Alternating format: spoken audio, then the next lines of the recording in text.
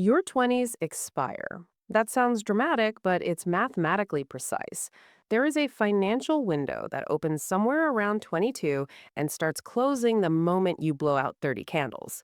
Not because some arbitrary rule says so, not because some finance guru decided 30 was a scary number to put in a thumbnail, but because the math of wealth building is brutally time sensitive, and every year you waste in your 20s costs you exponentially more to recover from in your 30s, 40s, and 50s. A 25-year-old who invests $300 per month will have more money at retirement than a 35-year-old who invests $600 per month. Read that again. Half the effort, double the result, simply because of a 10-year head start. That's not motivation. That's not a mindset hack. That's compound interest punishing procrastination with mathematical certainty. Yet the average 29-year-old in America has less than $1,200 in savings, carries $29,000 in non-mortgage debt, and has never opened an investment account. They're standing at the edge of the most important financial decade of their life with essentially nothing. Not because they're lazy, not because they don't care, but because nobody handed them a list of what actually matters before the window closes. So here it is. 7 money moves that must happen before your 30th birthday.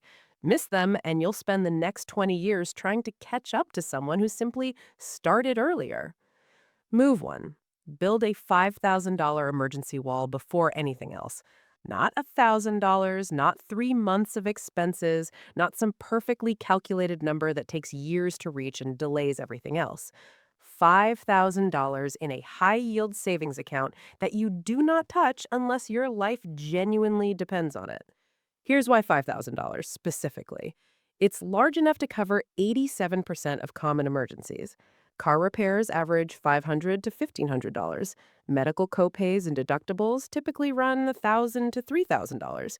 Emergency travel costs sit around $500 to $1,500. A surprise job loss buys you at least 1 month of breathing room while you figure out your next move. But $5,000 is also small enough to actually achieve in your 20s without feeling impossible. At $250 per month, you're there in 20 months. At $400 per month, you're there in just over a year. The reason this has to come first is because every other move on this list gets destroyed without it. You start investing, and then an emergency drains your investment account. You start paying off debt, and then a car repair puts you right back on the credit card. You start building financial habits, and then one unexpected expense collapses your confidence, and you quit. The emergency wall prevents all of that. It's not exciting, nobody posts about their savings account on social media, but it's the foundation that holds everything else together. Without it, you're building on sand. Move 2. Eliminate every dollar of high interest debt before your 30th birthday. I'm talking specifically about credit cards, personal loans, payday loans, and any debt charging more than 8% interest. This is non negotiable, and here's why. High interest debt is a wealth building blocker, not a speed bump, a blocker. You cannot build wealth while paying 24% interest to a credit card company. It's mathematically impossible because no investment consistently returns 24% per year. Every dollar you send to a credit card payment is a dollar that can't be invested. And every dollar that isn't invested in your 20s loses decades of compounding potential.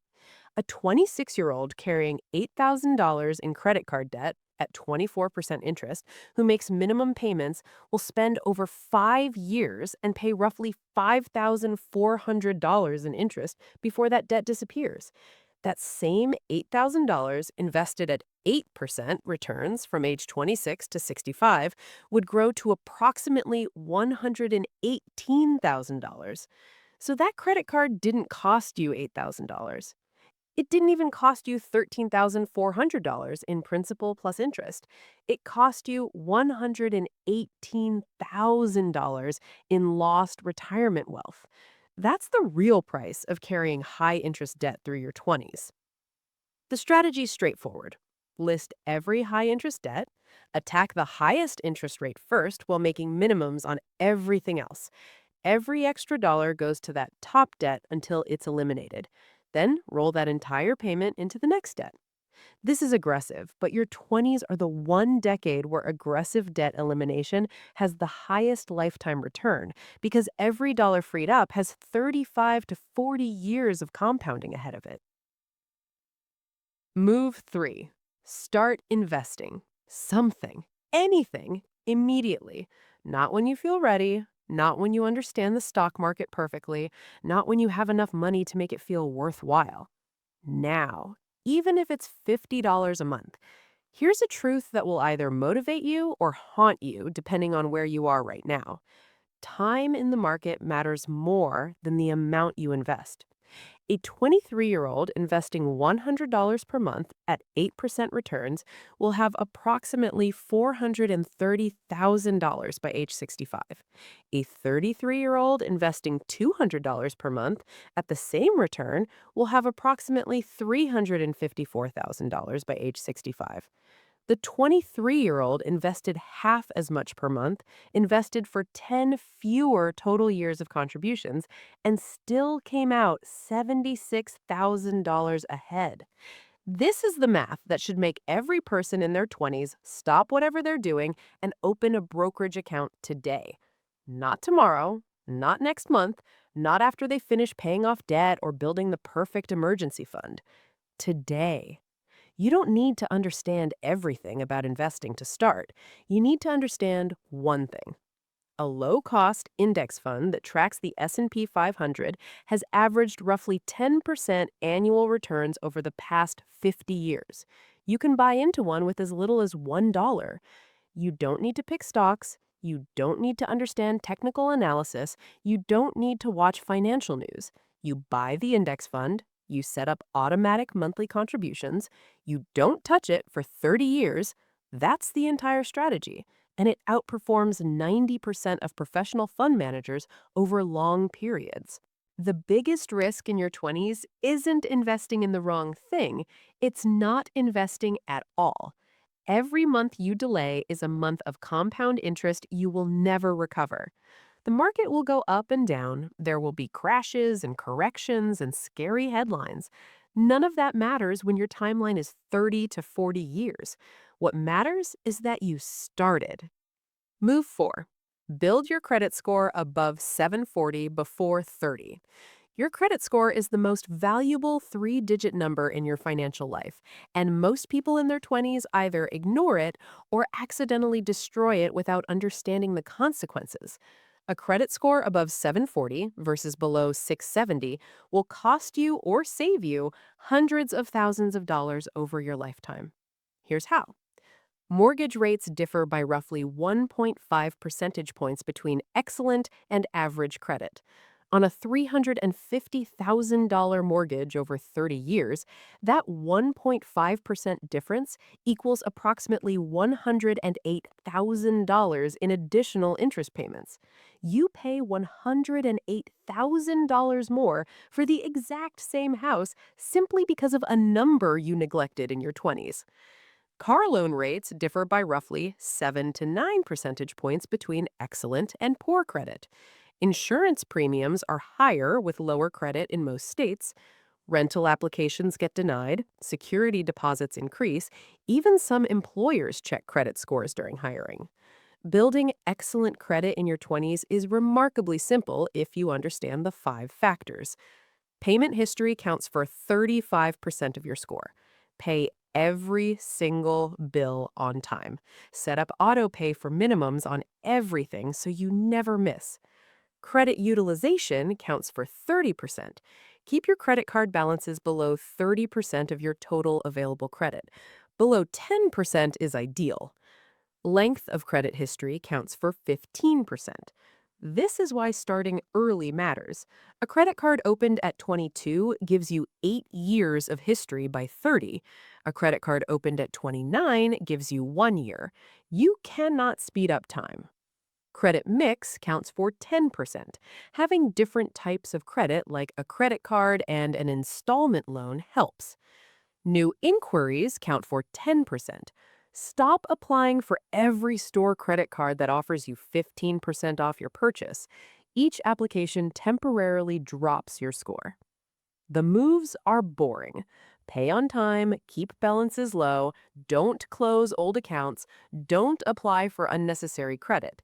But boring in your 20s creates a 740 plus score by 30 that saves six figures over your lifetime.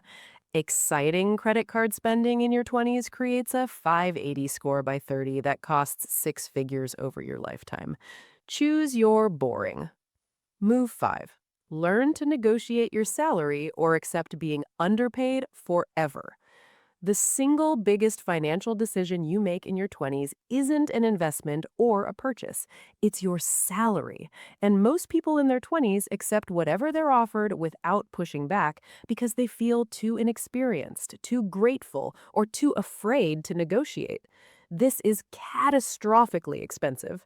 A study from salary.com found that failing to negotiate your starting salary can cost over $1 million in lifetime earnings.